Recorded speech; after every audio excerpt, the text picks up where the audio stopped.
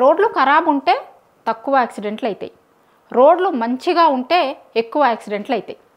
ఇది ఎవరో చదువుకోనోళ్ళో అవగాహన లేనోళ్ళో మాట్లాడుతున్న మాటలు కాదు, చేవెళ్ళ ఎంపీ కొండా విశ్వేశ్వరరెడ్డి మాట్లాడిన మాటలు. మొన్న చేవెళ్ళలో బస్ యాక్సిడెంట్ జరిగింది కదా, ఆ బస్ యాక్సిడెంట్ గురించి ఈయనకి ఒక క్వశ్చన్ ఎదురైతే ఆయన చెప్పిన ఆన్సర్ ఇది. రోడ్లు ఖరాబ్ ఉంటే ఏం యాక్సిడెంట్లు కావు, బండ్లు మెల్లగా అవుతాయి. రోడ్లు ఎంత మంచిగా ఉంటే అంత ఎక్కువ యాక్సిడెంట్స్, అంత పెద్ద యాక్సిడెంట్. ఆయన చెప్పిన ఆన్సర్ని విని ఇవాళ తెలంగాణ సమాజం ఏం మాట్లాడాలో కూడా అర్థమైతలేదు వాళ్ళకి. మరి మీరే కదా ఒక దిక్కు జాతీయ రహదారులు మొత్తం రహదారులని పెద్దగా చేస్తున్నాం, 4 లైన్ల రోడ్లు వేస్తాం, 6 లైన్ల రోడ్లు వేస్తామని మాట్లాడుతున్నారు కదా, మరి ఎందుకు చేస్తారు ఇవన్నీ? అవసరం లేదు కదా, మీ జాతీయ నాయకత్వంకి చెప్పాల్సింది కదా మీరు. రోడ్లు మంచిగా ఉంటే కనుక ఎక్కువ యాక్సిడెంట్లు అవుతాయండి, మనం రోడ్లను గిట్లనే ఉంచాలి అని.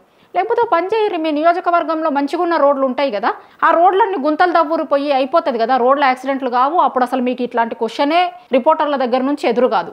మీరు చెప్పిందే కదా, రోడ్లు మంచిగా ఉంటే యాక్సిడెంట్లు ఎక్కువ అవుతాయి, రోడ్లు ఖరాబ్ ఉంటేనే యాక్సిడెంట్లు తక్కువ అవుతాయి అని. ఒకవేళ మీ నియోజకవర్గంలో మంచిగా ఉన్న రోడ్లు ఏమన్నా ఉన్నాయనుకోండి, ఎంపీ గారు పోయి ఆ రోడ్లన్నింటినీ గుంతలు చెయ్యిర్రి, మంచిగా తవ్వుర్రి ఆ రోడ్లన్నింటినీ, మీకే యాక్సిడెంట్లు తక్కువ అవుతాయి, మీ నియోజకవర్గంలో యాక్సిడెంట్లు కాకుండా ఉంటాయి. మీరు చెప్పిన ఫార్ములానే ఫాలో అవ్వండి, మీ నియోజకవర్గంకి పోయి మంచిగున్న రోడ్లన్నింటినీ గుంతలు చెయ్యిర్రి.